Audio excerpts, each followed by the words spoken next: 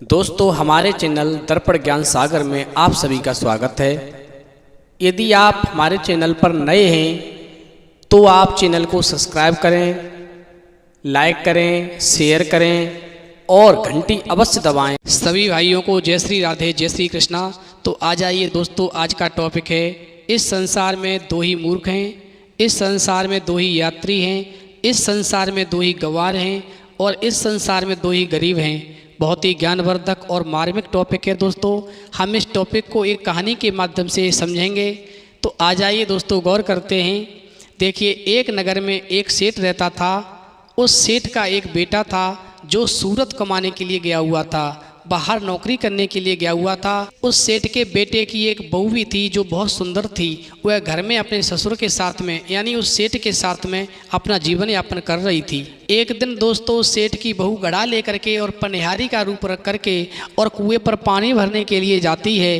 तो वह जब कुएं के पास पहुंचती है तो उसने उस कुएं से अपनी गागर को भर लिया है और भरने के बाद में दोस्तों उस कुएं के पास रख लिया। दोस्तों, वह पनिहारी जल लेकर के अपने घर के लिए चलने ही वाली थी। तब तक क्या देखती है कि उस कुएं पर एक व्यक्ति आ जाता है। वह हाथ जोड़ करके उस पनिहारी से कहने लगा, मुझे बहुत ही जोर की प्यास लगी है, आप मुझे पानी पिला दें तो मेरा मन शांत हो जाएगा। पनिहारी ने दोस्तों उस व्यक्ति से कहा, पहले तुम ये बताओ कि तुम हो कौन। दोस्तों, वह व्यक्ति कहने लगा कि मैं यात्री हूँ। पनिहारी ने कहा कि इस संसार में यात्री तो केवल दो ही हैं, फिर तुम तीसरे यात्री कहाँ से आ गए। दोस्तों, उस व्यक्ति ने मन में विचार किया कि अब मुझे पानी नहीं मिलेगा, इसलिए वह कुएं से उठ करके और दूर जा कर के बैठ गया। तब तक दूसरा व्यक्ति आ जाता है और कहने लगता है कि मुझे बहुत तेज प्यास लगी है, यदि आप मुझे पानी पिला दे तो मेरा मन शांत हो जाएगा। दोस्तों, वह पनिहारी उस दूसरे व्यक्ति से भी वही पूछती है और कहने लगती है, पहले तुम ये बताओ तुम कौन हो। दूसरा व्यक्ति दोस्तों कहने लगा कि मैं गंवार हूँ। दोस्तों, पनिहारी कहने लगी, इस संसार में गंवार तो केवल दो ही हैं, फिर तुम तीसरे गंवार कहाँ से आ गए। पनिहारी की बात सुनकर के वह दूसरा व्यक्ति भी दोस्तों उस कुएं के पास से उठ कर के और दूर जा कर के बैठ जाता है। तब तक दोस्तों तीसरा व्यक्ति पहुँचता है उसी कुएं के पास में और उस पनिहारी से कहने लगता है, मुझे बहुत ही तेज प्यास लगी है, यदि आप मुझे पानी पिला दो तो मेरा मन शांत हो जाएगा। पनिहारी कहने लगी, पहले तुम ये बताओ तुम हो कौन। उस तीसरे व्यक्ति ने कहा, मैं एक गरीब हूँ। तो पनिहारी कहने लगी, इस संसार में गरीब तो केवल दो ही हैं, फिर तुम तीसरे गरीब कहाँ से आ गए। दोस्तों, पनिहारी की बात सुन करके वो तीसरा व्यक्ति भी प्यासा ही उस कुएं से दूर जा कर के बैठ जाता है। तब तक दोस्तों चौथा व्यक्ति आता है और कहने लगता है उस पनिहारी से, मुझे बहुत तेज प्यास लग रही है, बहुत ज़ोर की प्यास लग रही है, यदि आप मुझे पानी पिला दें तो मेरा मन शांत हो जाएगा। दोस्तों, पनिहारी उस चौथे व्यक्ति से भी वही प्रश्न करती है और कहती है, पहले ये बताओ तुम कौन हो। दोस्तों, चौथा व्यक्ति कहने लगता है, मैं मूर्ख हूँ। पनिहारी ने उस व्यक्ति की बात सुन करके कहा, इस संसार में मूर्ख तो केवल दो ही हैं, फिर तुम तीसरे मूर्ख कहाँ से आ गए।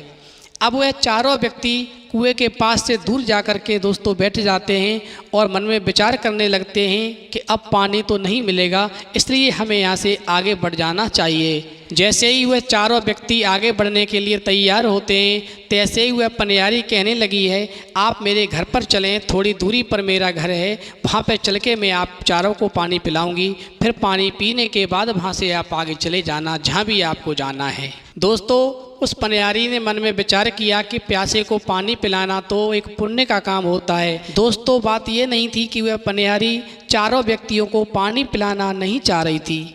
बात ये थी कि उसके पास में ऐसा पात्र कोई नहीं था जिससे वह उन चारों व्यक्तियों को पानी पिलाती, और उधर उसके शरीर पर वस्त्र भी ठीक अवस्था में नहीं थे, इसलिए वह पनिहारी मन में संकोच कर रही थी और उसने मन में विचार किया, मैं इन चारों को अपने घर पे ले जा कर के पानी पिलाऊंगी, क्योंकि पानी पिलाना प्यासे को बहुत ही पुण्य का काम होता है। दोस्तों, पनिहारी की बात सुनकर के जब वो चारों व्यक्ति उस पनिहारी के घर पर पहुंच जाते हैं, पनिहारी एक पात्र में पानी लेकर के आती है और उन चारों व्यक्तियों को दोस्तों पानी पिलाते हुए उस पनिहारी का ससुर यानी वो सेठ देख लेता है और मन में ये विचार करने लगता है, उसके मन में पाप जग जाता है और वह मन में सोचता है कि मेरा बेटा बाहर परदेश में नौकरी करने के लिए गया हुआ है और उसकी अनुपस्थिति में यहाँ पर गैर मर्दों को बुला कर के और घर में शरण दे रही है और उनको पानी पिला रही है, उनकी सेवा कर रही है, जो गलत है। दोस्तों, वह सेठ जो था वहाँ से उठा और सीधा राजा के पास पहुँचा और राजा से जा कर के उसने सारी बात कही और राजा से कहा, हे राजन, मेरे पुत्र की जो बहू है उसका चलन ठीक नहीं लगता है मुझे। मेरा बेटा परदेश गया हुआ है, लेकिन मेरे बेटे की अनुपस्थिति में वह मेरे बेटे की बहू जो है गैर मर्दों को घर पर बुलाती है, उनको शरण देती है और उनकी सेवा करती है। उसको सज़ा अवश्य मिलनी चाहिए। दोस्तों, सेठ की बात सुन करके राजा ने उस पनिहारी के पास में सूचना भिजवाई। वह तुरंत ही आकर के राजा के सामने पेश हो। जब ये सूचना उस पनिहारी के पास पहुंची है कि उसे राजा ने बुलाया है, तो उस पनिहारी ने भी राजा के लिए एक सूचना भिजवाई और कहा, उस राजा से ये पूछ कर के आओ, राजा ने मुझे किस रूप में बुलाया है, बेटी के रूप में बुलाया है या बहू के रूप में बुलाया है या अन्य किसी और रूप में मुझे बुलाया है। दोस्तों, राजा को जब ये सूचना वापस दी गई तो राजा ने पालकी भेजी और कहा, इस पालकी में बिठा करके उसे लेकर के आओ, उसे यहाँ पर एक बहू के रूप में बुलाया गया है। जब दोस्तों वो पनिहारी उस पालकी में बैठ करके राजा के दरबार में आई और राजा के सामने जब पेश होती है वह पनिहारी, तो राजा उस पनिहारी को देख करके कहने लगा, तुम एक बात बताओ, जब तुम्हारा पति घर पर नहीं है फिर तुम गैर मर्दों को अपने घर में क्यों बुलाती हो और क्यों उनकी सेवा करती हो? तुम्हें सज़ा मिलेगी। राजा की बात सुनकर के वह पनिहारी कहने लगी, हे राजन, इसमें मेरा कोई दोष नहीं है। मैं तो केवल कुएं पर जल भरने के लिए गई थी। उस कुएं पर ये प्यासे चारों व्यक्ति पानी पीने के लिए आए थे। इन्होंने मुझसे वहाँ पर पानी मांगा, लेकिन मेरे पास में ऐसा कोई पात्र नहीं था और मेरे शरीर पर ठीक वस्त्र भी नहीं थे, इसलिए मैं मन में संकोच कर रही थी और मैंने इनको बहकाने के लिए ऐसे प्रश्न किए जिनका ये उत्तर नहीं दे सके और ये प्यासे ही वहाँ से आगे बढ़ने लगे। तो मैंने मन में सोचा कि प्यासे को पानी पिलाना एक पुण्य का काम होता है, इसलिए मैंने इन चारों से ये कह दिया कि आप मेरे घर पर चलें और घर पर मैं आपको पानी पिलाऊंगी, फिर वहाँ से आप आगे निकल जाना। बस ये चारों मेरे घर पे आए और मैंने इनको पानी पिला दिया, इसमें मैंने क्या गलत किया? राजा कहने लगा, एक बात बताओ, तुमने इनसे ऐसे क्या प्रश्न किए जिनका उत्तर ये तुम्हें नहीं दे सके? तो वह पनिहारी कहने लगी, हे राजन, जब पहला व्यक्ति मेरे पास पानी पीने के लिए आया तो मैंने उससे पूछा कि तुम कौन हो? तो उसने मुझे जवाब दिया कि मैं मूर्ख हूँ। तो मैंने उससे ये कहा कि इस संसार में मूर्ख तो केवल दो ही हैं, फिर तुम तीसरे मूर्ख कहाँ से आ गए? इसी प्रकार जब दूसरा व्यक्ति मेरे पास आया तो मैंने उससे पूछा, तुम कौन हो? तो उसने कहा, मैं यात्री हूँ। तो मैंने उससे ये कहा कि यात्री तो इस संसार में दो ही हैं, फिर तुम तीसरे यात्री कहाँ से आ गए? इसी प्रकार जब तीसरा व्यक्ति मेरे पास आया तो मैंने उससे कहा कि तुम कौन हो? तो उसने मुझसे कहा कि मैं गंवार हूँ।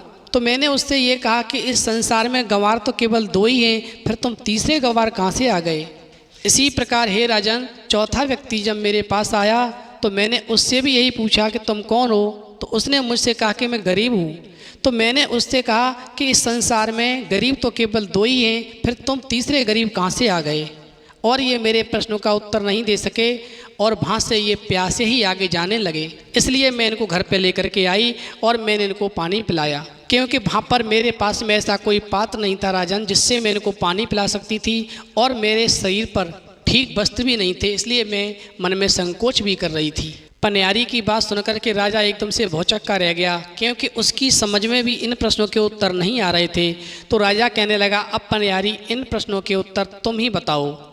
तो पनिहारी कहने लगी, राजन, मुझे आपने माफ़ कर दिया। यदि आप मुझे माफ़ करने की कह रहे हो, आप ये कह दो कि आपने मुझे माफ़ कर दिया, तो फिर मैं आपको उत्तर बताने के लिए तैयार हूँ। राजा कहने लगा, ठीक है, मैंने तुम्हें माफ़ कर दिया, अब मुझे उत्तर बताओ। राजा की बात से सहमत होकर के वह पनिहारी कहने लगी, हे राजन, इस संसार में यात्री तो केवल दो ही हैं, सूर्य और चंद्रमा, और इस संसार में गंवार भी दो ही हैं, भोजन और पानी, जो कि बिना किसी कारण पीछे पीछे घूमते रहते हैं। इस संसार में गरीब भी केवल दो ही हैं, बहू और गाय। इन तीन प्रश्नों का उत्तर तो दे दिया और जब चौथे का नंबर आया तो वो पनिहारी दोस्तों शांत हो गई।